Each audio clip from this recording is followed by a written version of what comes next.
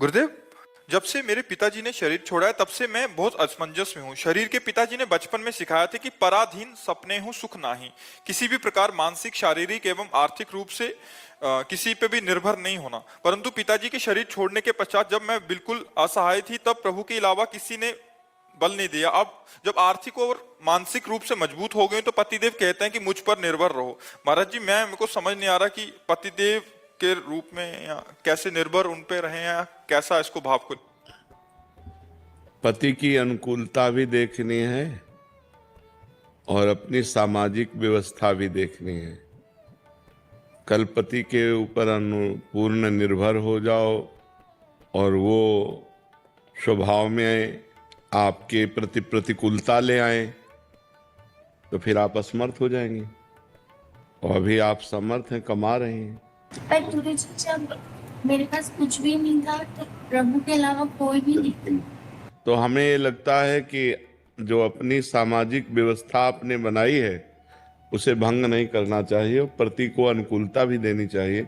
दोनों बातों का सामंजस्य बैठा दीजिए कि पर हम ये नहीं चाहेंगे कि आप अपनी जो दिनचर्या कर रही हैं जिससे आपको अर्थ की प्राप्ति होती है आप उसे छोड़ दें, ऐसा हम नहीं चाहेंगे।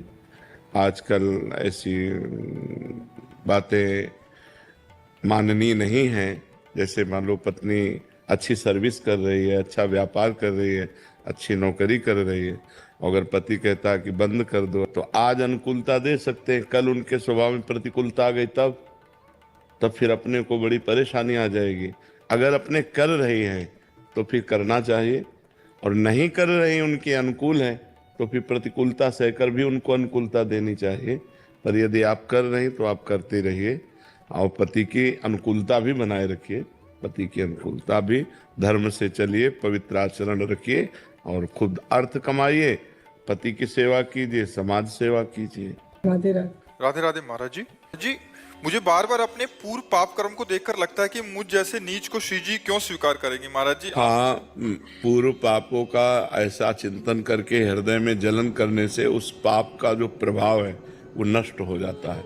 ऐसा करना चाहिए। कृतम स्मर शास्त्र आज्ञा करता है कि अगर आप गलत किए हो उसका बार बार स्मरण करके जलन पैदा हो रही, मेरे से गलती क्यों हो गई, तो उस पाप का नाश होता है। और हम पतितों को ही पावन करने के लिए भगवान अवतार लेते हैं। तो ऐसा नहीं है कि हम पतितों को भगवान क्यों स्वीकार करेंगे।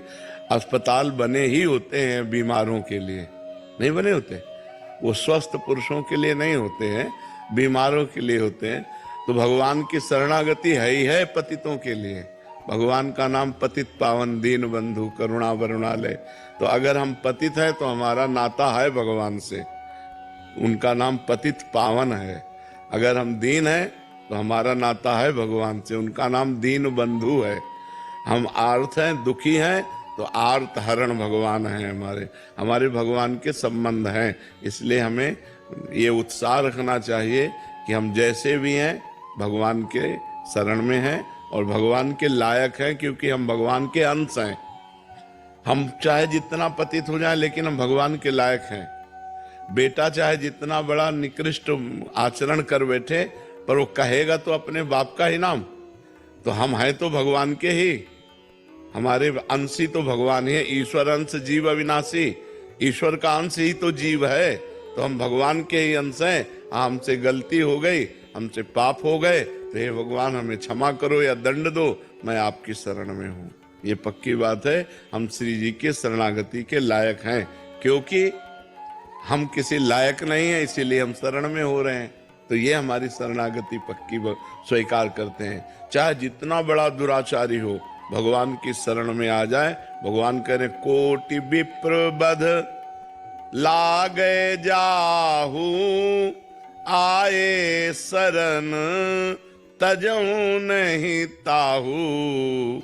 करोड़ विप्रों के मारने का, ब्रह्म ऋषियों के मारने का पाप हो और मेरी शरण में आ जाए तो मैं उसे त्यागता नहीं। भगवान कह रहे हैं जो नर होई चराचर द्रोही, पूरे विश्व का द्रोह करने वाला हो, आवे सब है शरण तक मोही।